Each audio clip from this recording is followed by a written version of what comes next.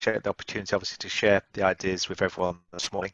My name's Gary Outrageous. I'm not quite sure if everyone has either seen me before or not. If you've either seen me before, if this is your first time or you've seen me before, if you could put yes in the chat box, that would be brilliant. Just see the chat box light up with everyone's feedback on that. So you've either seen me before, it's your first time, just to see the chat box light up, that would be awesome. That'd be great. Also, it's coming in. That's one of the what I call the catchphrases that you can often use, or a catch question at the very beginning with an audience, if you're presenting, for example, because either way the answer has to be yes, doesn't it? You know, have you seen me before or it's your first time? I know it's an alternative question, but there's only one answer, and that answer is yes. So in one respect, you can begin to get the yes set going very, very quickly. We'll probably look at that during my chat this morning.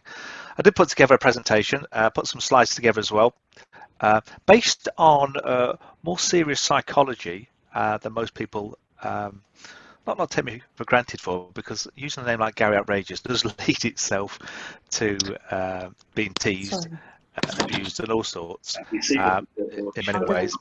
However, I really don't care too much what people think about me, and there's a reason behind that, because it's all about creating an impact and helping people, where possible, create a buying experience for their clients that is really less salesy. I mean, no one wants to be closed down. I don't know about anyone here in the room today. We'll call it a room, we might as well.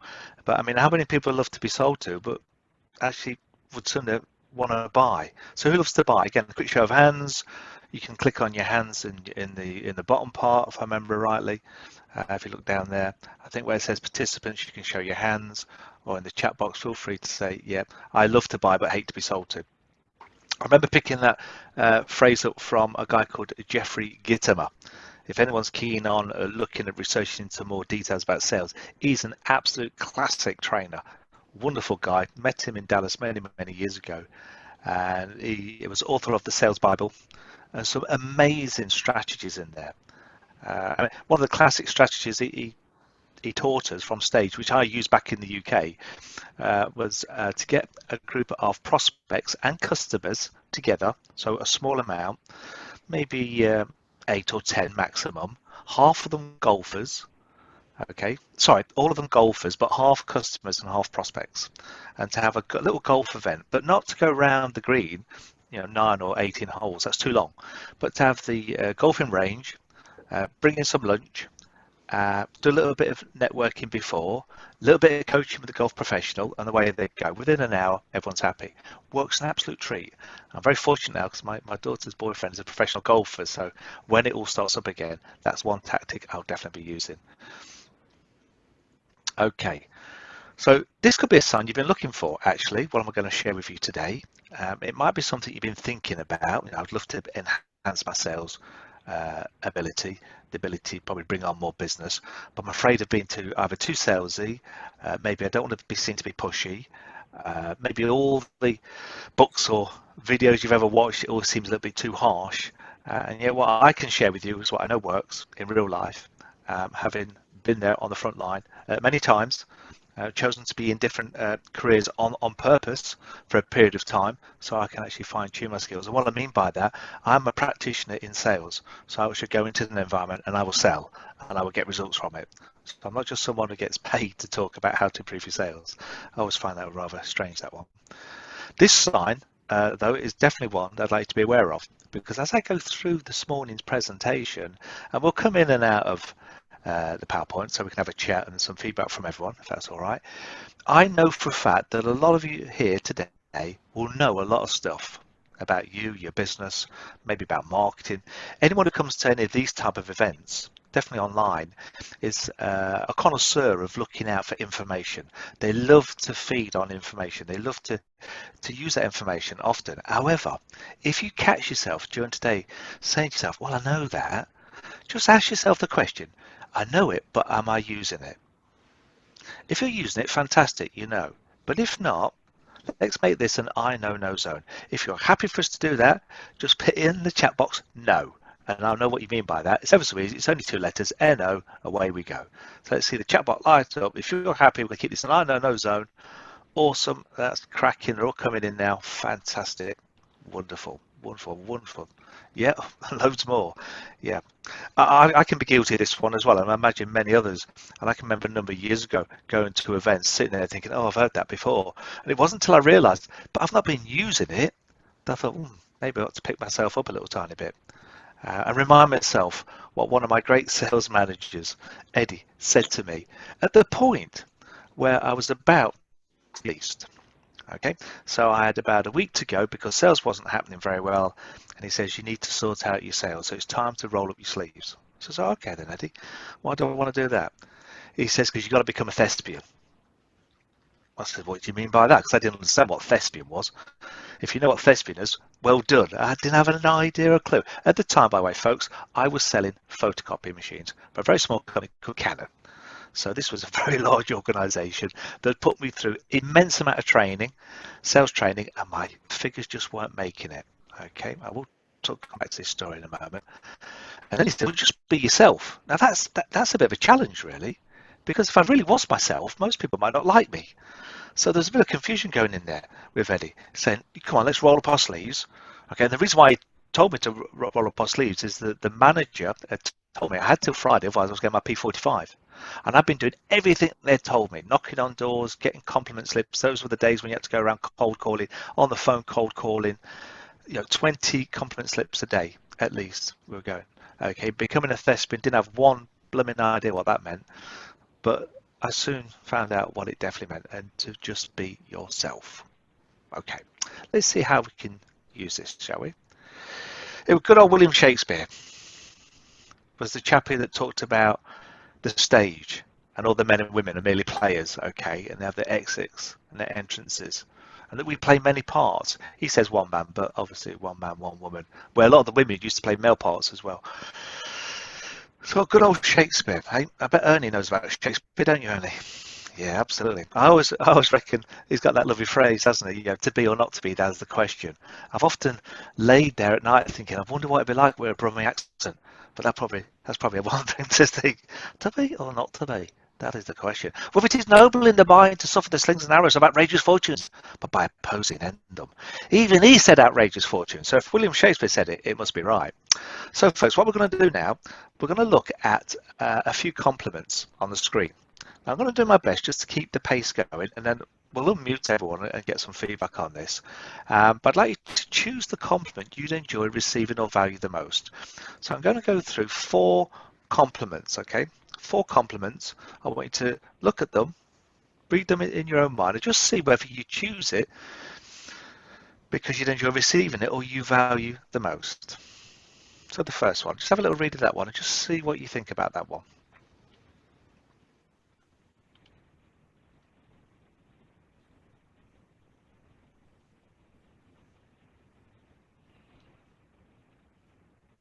Okay, that compliment is known as the blue compliment or the ambulance, which will become quite apparent in a moment. Next one.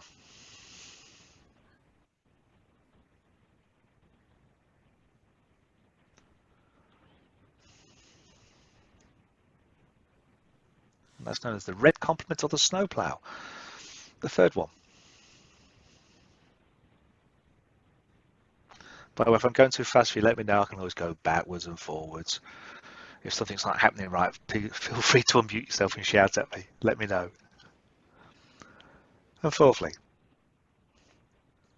this is known as the hub compliment.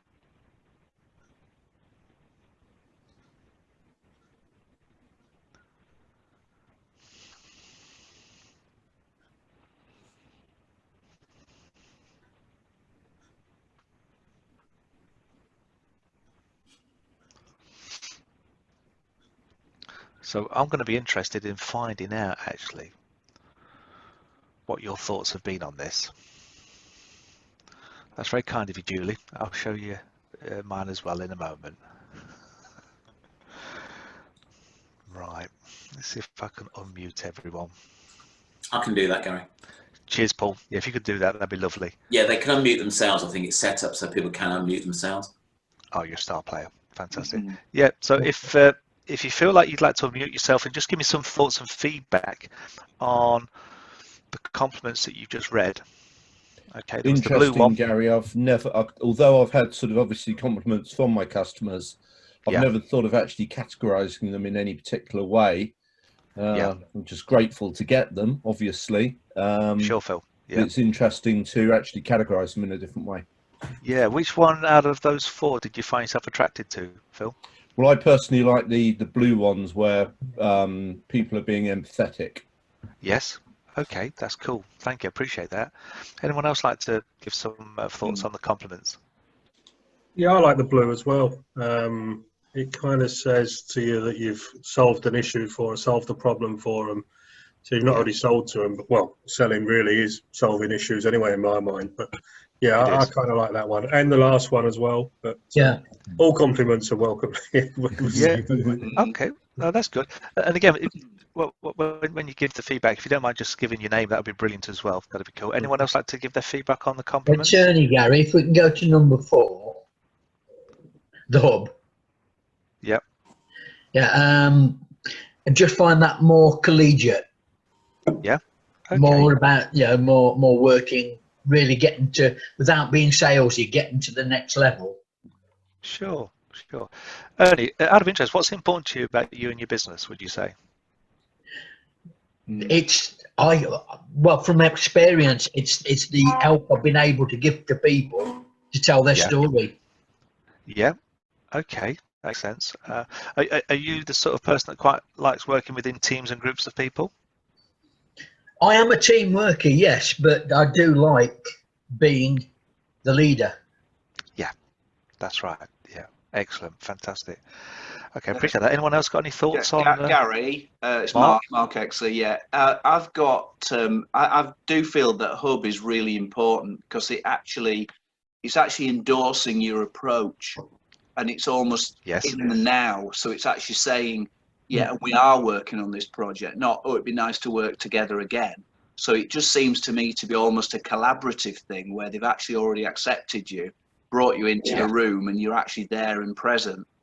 So that's certainly resonated with me because it follows that kind of, we try to have an approach that is flexible. So as soon as I saw that, it sort of says, yeah, okay, that's really what I want to see from client feedback.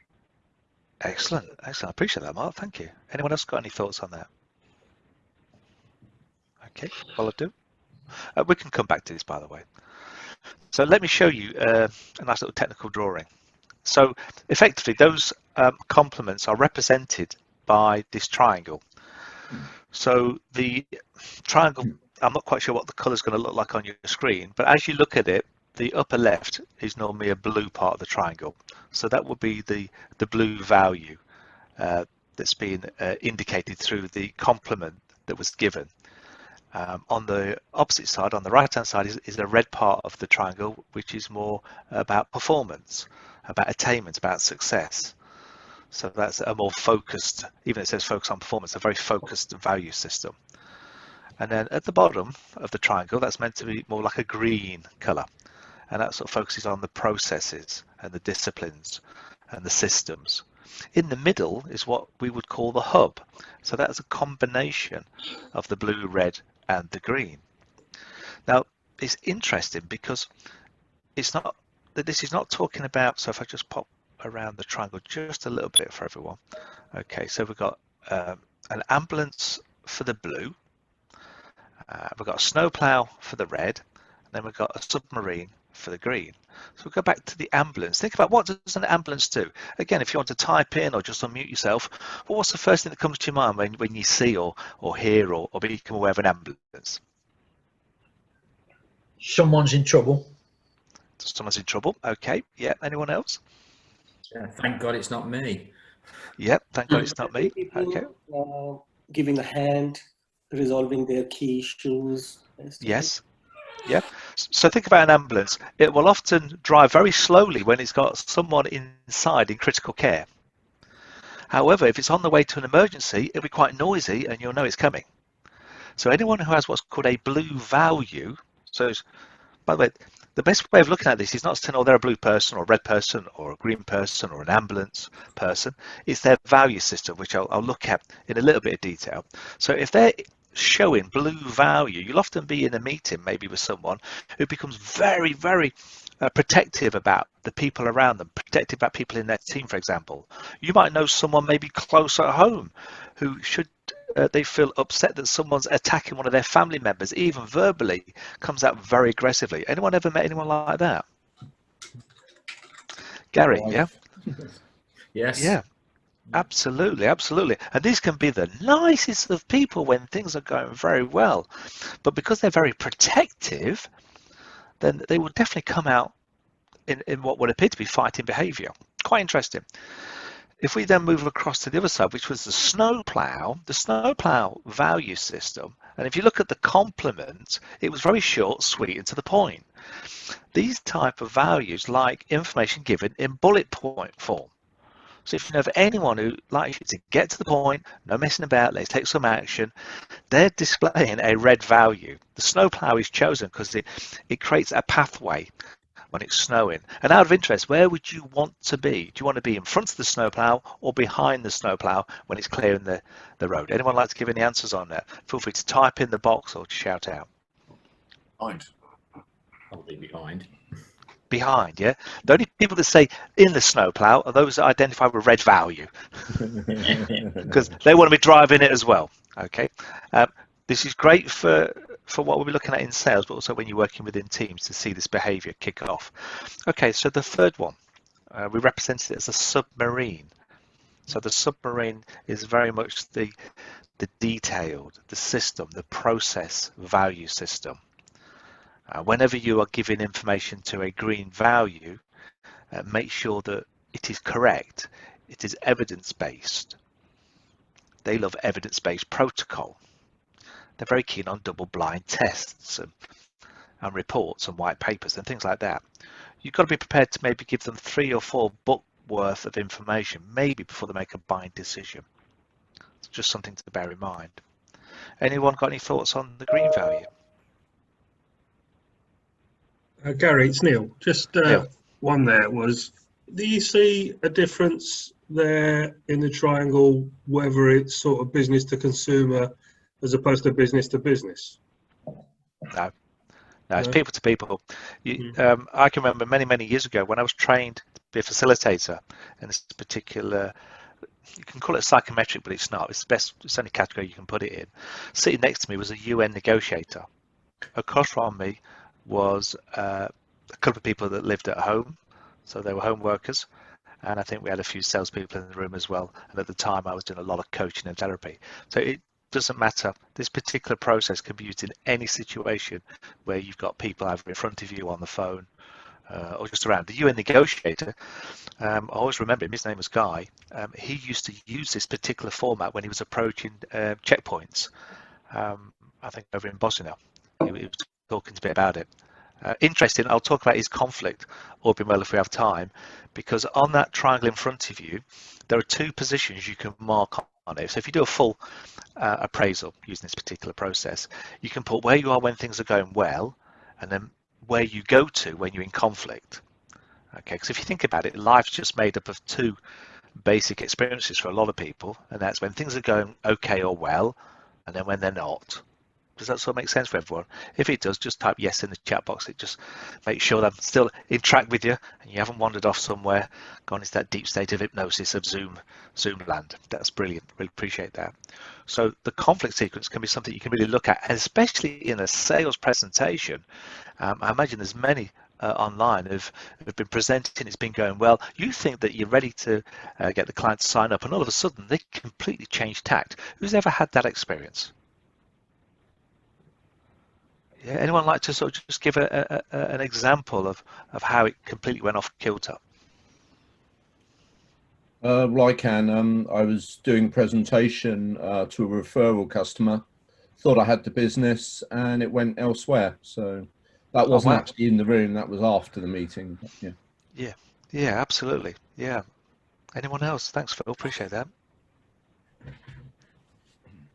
Yeah, I have a feeling like if your prospect is saying yes to everything, then there is a great danger that they won't buy. The best prospect is the one who object and get to more detail and disagree with some things as well. So if it is all good all the way, which means there is something fishy going on. Okay, that's a good one. Ashish, I suppose you could always bring into your conversation something that would stimulate them to actually get away from yes. Is that right? Yeah. Yeah. Okay, that's interesting. I've got one, Gary, where we went to see a potential client who'd asked us to go and present about providing a certain service. Yeah. And then it went completely quiet afterwards. And eventually I tracked him down because we'd like feedback. We realised we hadn't got the business. And he just said, well, it wasn't really what I wanted. And he'd gone for something completely different that he'd not asked for at all. Right. And it was almost like you feel, yeah, it's gone well, you know, they like what they're hearing. And then they suddenly decide to go down a completely different route. And you just can't foresee that. No, you can't. What you can often see when you're making sales, and in Zoom you can see it just as well, in Skype, in the Messenger, whatever else you're doing, or even on the phone, you can often detect it. I'm sure that Julie's team on the phone can detect differences in tonality and volume. Is that the conflict sequence can go very fast, so they can go from being very placid to be very aggressive, to be very quiet, to be talking too much, from one extreme to another. Identifying that can really help bring sometimes, not always, people back on track if you know how to break that sequence there. So looking at the triangle, let me just bring that around for a minute. So we bring all the vehicles together. I can remember doing this particular process with it was a kitchen and bedroom fitting company over in the West Midlands, and they had high aspirations for their business, definitely, because they were competing with a couple of the top companies down in London. And they found that their salespeople, their closing rates and the way they were presenting was being a bit of a challenge. So when the owner brought me in to train his salespeople, this will give you an idea where he is on the triangle. The first thing he said to his people was, "This is Gary, he's very expensive, you better listen to every word he has to say." Out of interest, I put him right at the tip of the red triangle. Okay, very much right at the very tip. His son said to me, "Oh, my father, he's just too pushy, Gary. He's just too aggressive." When we actually did an analysis of his son, he was about 2 centimeters behind his father on the red triangle. Okay, yet he perceived his father as being more assertive, more aggressive. So that was the opening line from this particular gentleman. The rest of the team fell into what I call blue-red. So that was the combination of focusing on people and performance, and a bit of blue-green. We didn't have anyone in the green value. That's not to say that salespeople wouldn't be in that part of the triangle, but I've not met many salespeople or teams who tend to have that as a value who are attracted to sales. That's a different kettle of fish. So all that I did with this team is show them these 3 vehicles. We made a little sales board up in the sales room, and whenever they met any particular customer that came into the showroom at the time, then they had to identify, was it an ambulance, submarine or snowplow? As quick as that. And as soon as they identified which vehicle it was, they consciously adopted their language to suit the buyer's language. Now, results always speak louder than words, so I think their closing rate at one time was around 71%. So 1 sale for every 7. They went 1 sale every 5. So that was good. That's a good improvement. But their average value sale went from something, if I remember right, about £7,500 up to £15,500.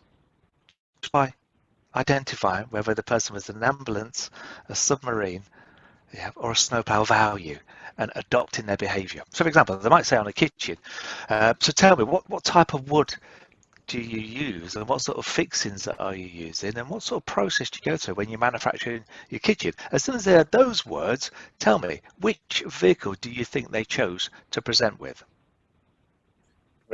Process. Yeah, submarine. Straight away.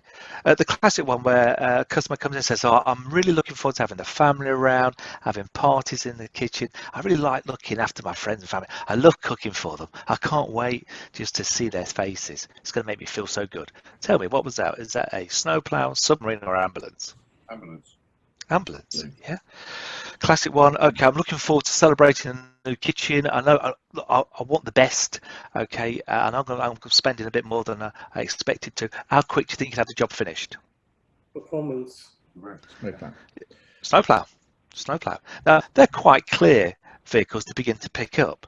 Yeah, think about every time you're in a sales conversation with someone, the question I ask Ernie, which is the question you can ask any customer or client, prospective, or anyone you meet with. It's a very simple one, and it goes like this. So tell me, what's important to you about, and then just fill in the missing blank, and then do what most salespeople don't do and shut up. Gary, I'm assuming that the same tactic can be used when you get an email from a client. Yes, absolutely, absolutely. In fact, if we go back to the compliments, okay, let's say, for example, someone was writing to me in this type of language, I wouldn't reply like that. Yeah, which a lot of people do because they reply their way. Yeah, now, I remember sharing this with my partner, okay, and she was having an issue with someone in high management, and this is how they replied to everything. And she was sitting there, very blue value, going, oh, do you know what? I don't think they're nice. And blue value will use that word a lot. They're not nice. Red value will often say, do you know what? I can't stand those fluffy people. They just don't take any action. They're too soft. Okay, this is what happens with red value. Green value will often think, you know, well, it's okay with the blue and the red, but they just don't take time to think about things. Yeah. So when you're constructing an email, Phil, read what the person's saying to you.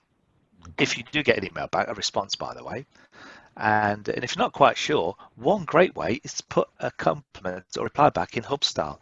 You can put this together now. There might be quite a few of you thinking, well, I quite like the hub and the blue, or the hub and the green, or the hub and the red, for example, because you've got a good chance within the hub, if it's your very first communication, of possibly ticking off a box on their value system.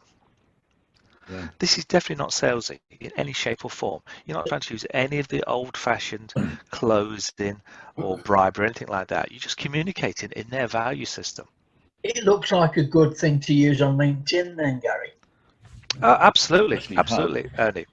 Absolutely. If you look at someone's profile on LinkedIn, you'll be able to very quickly pick out, are they focusing on people? Do they focus on performance? Or are they focused on process? And if that's the case, if you then communicate with them, at least test and measure by using some of the language and the ideas I've just shared with you there. Is everyone okay with that? If you say yes or okay in the box, that'd be great. Yeah. Okay, I'm now going to come to a completely sort of separate part, but you might see how this all fits in together if you want to. It's entirely up to yourselves. I know there's a lot of people in the room who are going to have a lot of skills anyway, skill sets they'll be able to bring in to what I'm sharing this morning. But again, feel free to shout out. Again, if you're not sure of anything, let me know. PAS, I stole this from Dan Kennedy. Okay, there's a lot of things I stole from Dan, but the reason why I stole from him is because I actually paid a lot of money to belong to his support and coaching marketing system many years ago. So he allowed anyone to copy what he did. By the way, I copied one particular advert that we ran at a clinic that I ran many years ago. I did a full page advert. I haven't got it with me today. I must share it with you at some other time. That brought in so much business above any other therapist within our area. We were seeing anywhere from 30 to 40 clients a week in our clinic, where most people are seeing 5 to 6 a week. It was awesome. But anyway, that might be for another session. Yeah, if you like me. Right, so PAS, it stands for problem. Okay, so I know that all of us in our business will be identifying what are our clients, our customers, our prospects' problems that they have at the moment. Okay, and if we can sort of articulate that in a way that we can send messages out to them, we can present to them that we understand what their problem is, what we then have to do is agitate that problem when we identify it. Yeah, and then once we've agitated it, we'll give them a solution. So let's see, who'd like to shout out any problem at all a customer may have or a client or anything like that? Let's go for it. Feel free to unmute yourself, say your name and just shout it out.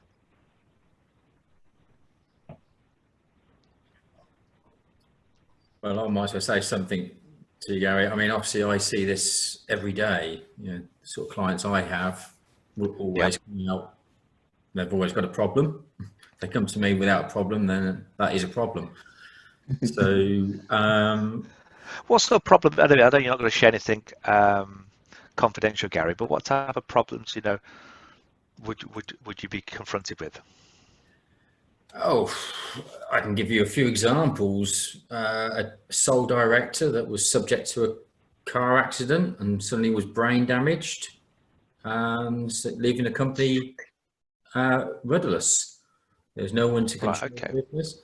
I'm currently dealing with one where the husband was killed in a car accident. And so it's the will that are running the business with my help. So you'll get then to the straightforward, we just run out of money.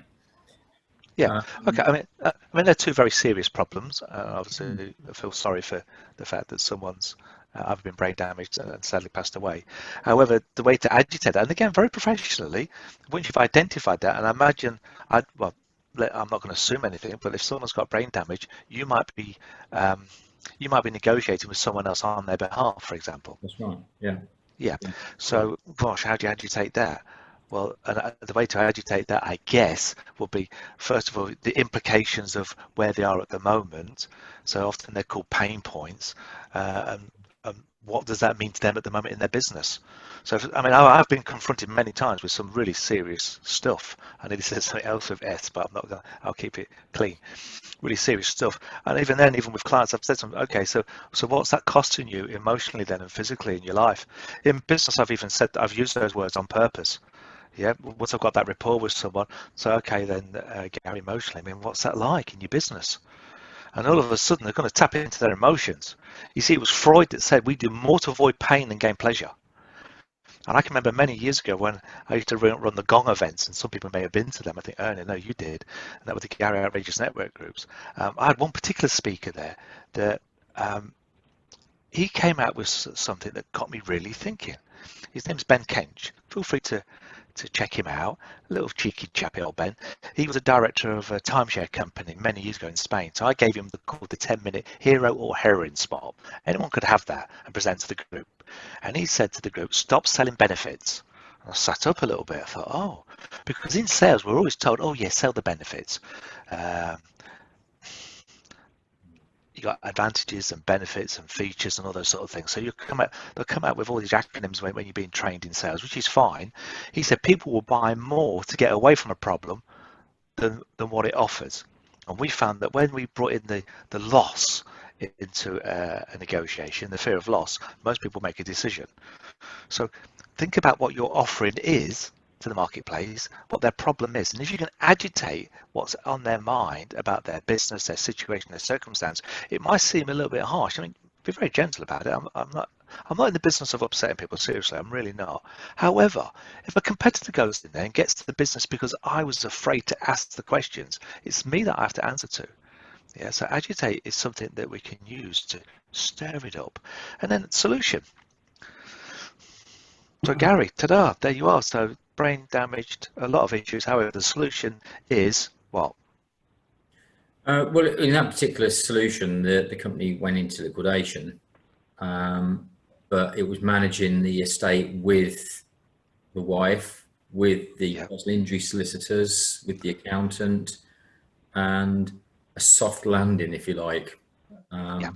So that's right. But that's what you get with the deceased ones as well. Obviously, you've got that. You can't ask the director a question. No, true. Well, it's a bit hard, isn't it? Yeah, hard. And a lot of times, I think it's a good tip for salespeople as well, is in the ones where I'm dealing with the widow or the widower, in one I've handled, they won't know all the answers. And so you can manage that and understand what they want to know and tell them the good, the bad and the ugly. I do find being sold to, too many people tell me all the good and they're very fearful of telling you the bad and the doubtful bits. And that puts me off. Yeah, it does. You just want to sell me something, you're not telling me the truth. That's right. That's right. And the thing is, now, Gary, I really appreciate that. Thank you very much. You've now shared with me part of your buying criteria as well. Does that make sense? Yeah. So if I'm selling to you, and we'll do this on purpose, I would have to make sure that you got the good, bad, and the ugly of what my offering would be for your business or for the people you work with, or if you're going to refer me on. Because if I do that, then that rapport stays there, and there's a good chance that you may want to buy it. And I always say maybe, because sales is all about mayabe's. Yeah. Well, I noticed that for now, I've recognised Ernest is absolutely gagging to say something. Ernie. Yeah, I was saying, with my business, you very much find that when people first come, they start answering in one word answers. Yes, no, yeah. It's only when you get them to really talk about the emotional cost of what's happened before, and that's when the healing starts, when they start to tell you their story. So you've got to go into that agitate side of it. Very gently, but right. And it's a good point there, Ernie, that as soon as you connect emotionally, and even, it's interesting, even if we go back to this particular triangle just for a moment, even those that focus on processes, emotion will still be part of the decision making. However, they will make decisions often based on fact devoid of emotion, the more green the value is. So for example, often this particular value system will quite happily send out notices to staff to tell them they're being made redundant by writing to them because they can't face all the emotion. It's just not their value system to get involved in that. A blue value would have to have face-to-face meetings with people if they were releasing them, because they just couldn't feel, so they'd feel that it wouldn't be the right thing to do. Red value would often choose blue people to do that, or the blue value. Okay, a little smile there from Gary. We've got about 20 minutes, Gary. How many? 3? 20. 20 minutes? Well, 20 till we get to 12. You don't have to get to 12. It's up to you. I tell you what, I'm really on time. Appreciate that, Paul. Thank you very much. Cheers. Okay, so is everyone happy so far? What I've gone through, is there anything that you'd like me to cover again? Or Gary, it's Neil. Could I just quickly share one on that last one that you've just done there? Yep. Something I've never really thought of until we've just discussed it here now is we were approached 15 years ago when the smoking ban came in. We provide shelters and canopies, etc. By bingo companies, and they had a particular issue in the fact that because they got a gaming license, they have to control the flow of people in and out, and they had lots of people coming in and out, and they didn't want people sort of smoking in front of the entrances. Sure. And we didn't think about it at the time, but we came up with a solution to be able to have people out in the car park, but within a smoking shelter, so it almost becoming an extension to the building. And through this, I believe that we won the business because ultimately they then could extend the license to the smoking shelter. So they've now become what they call gaming gardens. Right. They play bingo, so they could see the pain point there was like they were losing money as well. Not only did they need to control this, but they were losing money. So they now play bingo and inside the thing. And I think that's why we won the business ultimately, because it sort of set them down that route of we created a solution to a problem that they didn't really approach us with to start with. Wow. Okay. And yeah, I've used this formula in all sorts of different disguises, and again I've incorporated the red, green and blue value language patterns when I'm presenting or writing proposals, for example. I know a lot of people still like to receive proposals. There is a system on writing proposals that I was taught many years ago that's absolutely wonderful. That again, Paul, that might be something else I might want to have a look at some point. It just works, and I've tested and measured it over the years. It just works a treat, absolute treat.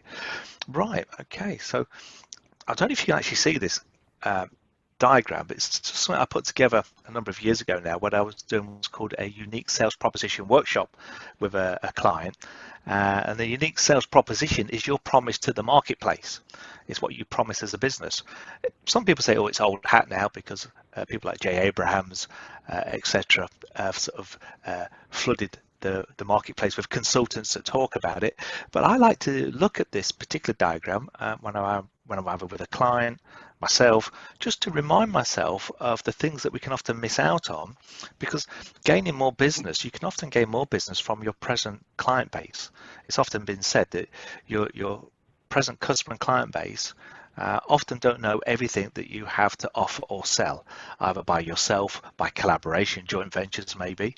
And so what I would do with this particular diagram, if you can see it, on the left hand side you've got a lot of blank sort of boxes.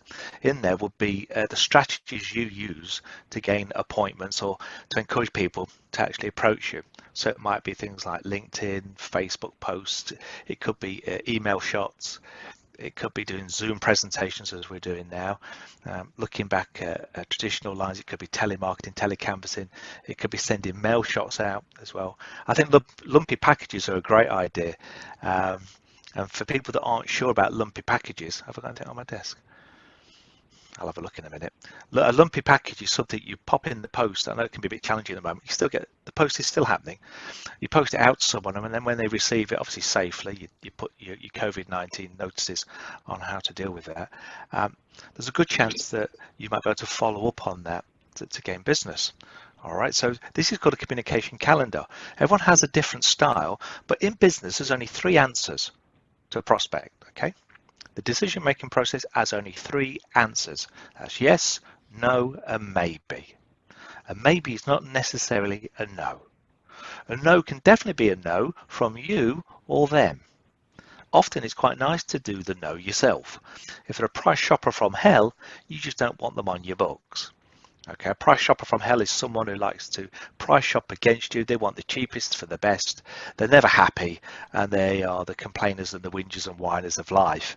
If you've got thousands of them, then you're probably a supermarket or a low-cost budget business. Okay, people that have a higher value business very rarely get them. Okay.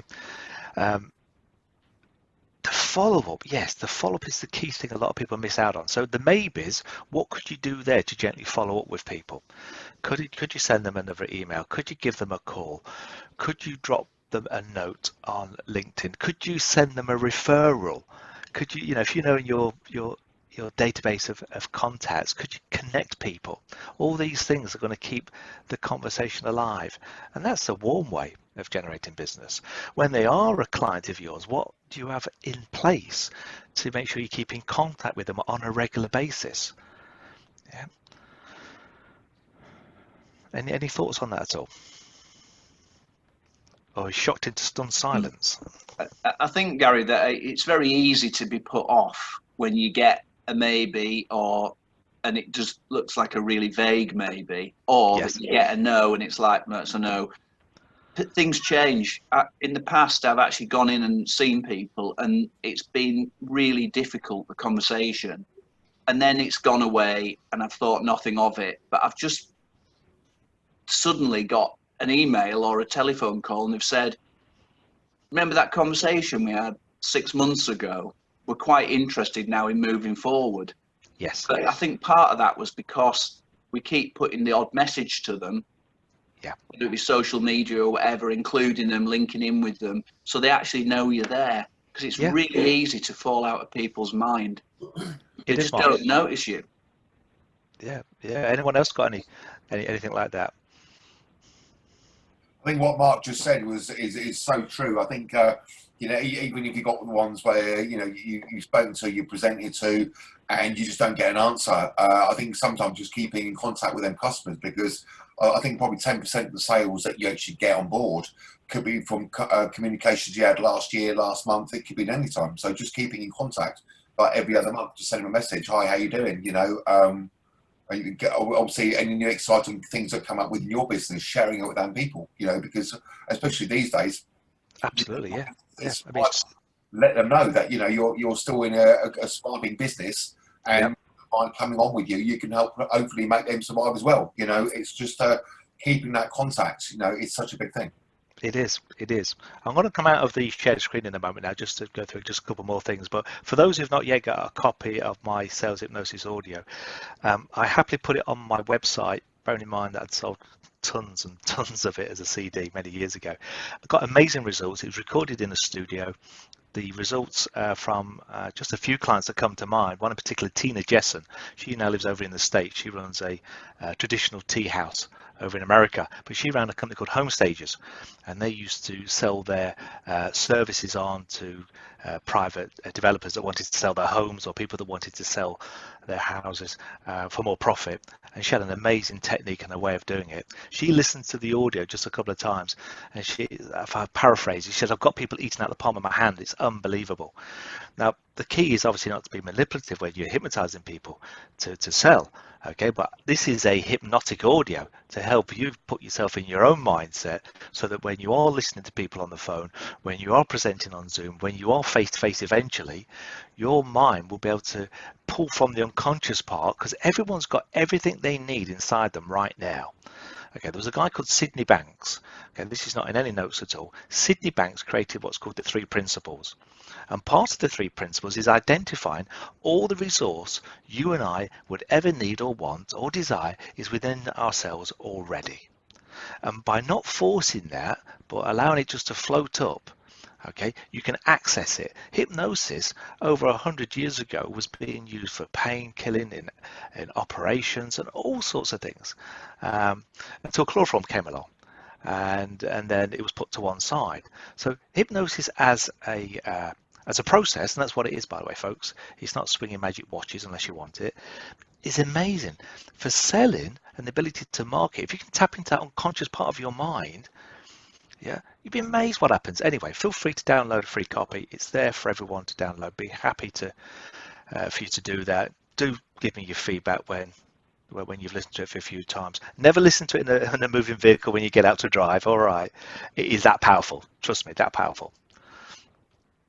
So that's the end of the what I call the formal presentation.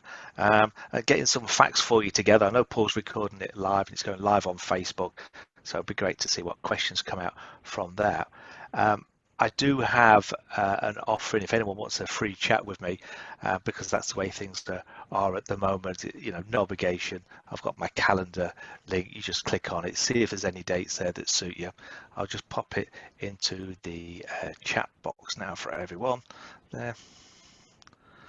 No, I won't, because that's the Zoom meeting. This is what happens when you try to do things live. So I'll just pick it up from my text. Anyone got any questions at all? I'll just sort it out for you.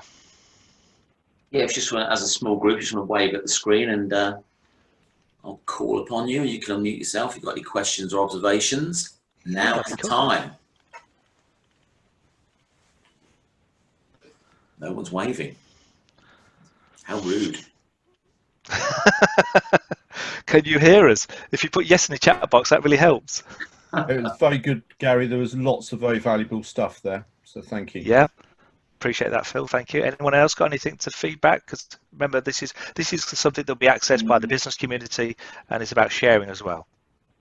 Gary, yes, it's Neil again. Sorry to keep manipulating everybody's time, but just one that came up from earlier where people said about that you'd lost the business because you'd offered someone exactly what they wanted. I think it was Mark actually. And I had a similar situation the other day. We had the product that the guy needed because he wanted a 4-meter glass canopy. But we didn't get the business because he didn't have the budget for it. And the other people had offered a smaller spec product that could only come out so far. But he went for that rather than us, you know. Now in future, listening to what we've heard today, I'll definitely be putting in, you know, at the end of that, I'll still offer them the correct product, but I will be putting in now something saying, you know, if your budget doesn't meet this, then we do have other options that can do it. So that's really been helpful as well. Well, it's worth to test. Neil, I always believe in test and measure. So you can test it out. Can be a bit challenging sometimes when you haven't got a lot of opportunities to test. Identifying their value system, what's important to them, and make sure you reinforce that when you're making a proposal will actually tap into their unconscious mind.